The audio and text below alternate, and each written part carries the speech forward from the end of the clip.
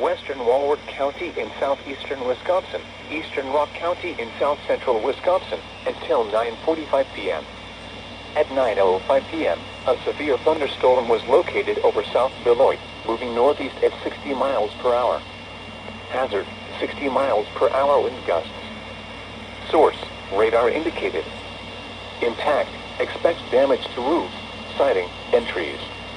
Locations impacted include Janesville, Beloit, Elkhorn, Delavan, South Beloit, Milton, Clinton, Sharon, Darien, Richmond, Newark, Tiffany, Abels Corners, Tibbetts, Allens Grove, Miller, Avalon, Shapir, Afton, and Emerald Grove.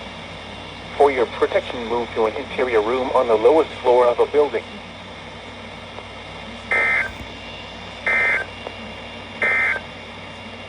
This is NOAA Weather Radio, KXI41.